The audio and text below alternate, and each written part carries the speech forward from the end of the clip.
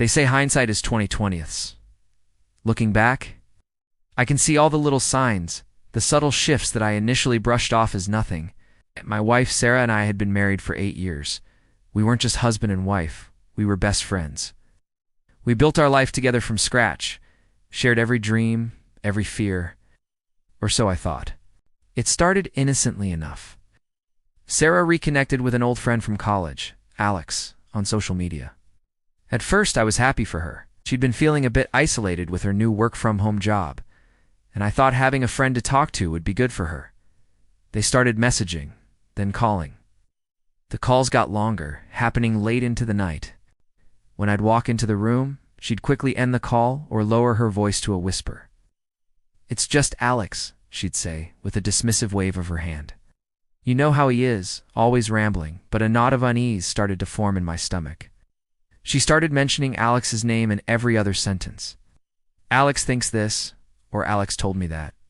It was like he was a constant presence in our home, a third person in our marriage. I tried to talk to her about it, told her it was making me uncomfortable, that I felt like I was competing for her attention. She accused me of being jealous and insecure. She said they were just friends, and I was trying to control her. That argument created a wall between us. She became more secretive, guarding her phone like it was a national treasure. I felt a chill in our home that had nothing to do with the weather. The laughter and easy conversation we once shared were replaced by a heavy, suffocating silence. Oh. One evening, I came home early from a business trip, hoping to surprise her.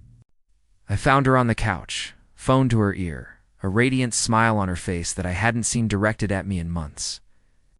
She was so absorbed in her conversation that she didn't even hear me come in. I heard her say, "I wish you were here." "You always know what to say then." After a pause, she whispered, "I love you too." My world shattered in that moment. There was no physical affair, but the betrayal was just as deep, if not deeper. She had given away her heart, her emotional intimacy, to someone else. She had built a new world with him, a world where I didn't exist. When she finally saw me, the color drained from her face. The confrontation that followed was the most painful conversation of my life. She confessed that she had fallen out of love with me and in love with Alex. She said she never meant to hurt me, but she couldn't help her feelings. There were no physical actions to forgive, but there were countless emotional betrayals.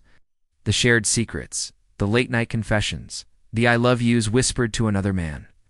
Our marriage couldn't survive that. The trust was gone, replaced by a ghost that would forever haunt our home. We decided to separate. It was an agonizing decision, but staying together felt like living a lie. I'm sharing this not to place blame, but to show that infidelity isn't always about physical actions. Emotional boundaries are just as important. Pain is real, and the recovery is a long, hard road. I'm still on it, but I'm learning to rebuild, to find my footing again, one day at a time. If you're going through something similar, know that you're not alone and that it is possible to heal. Thanks for listening.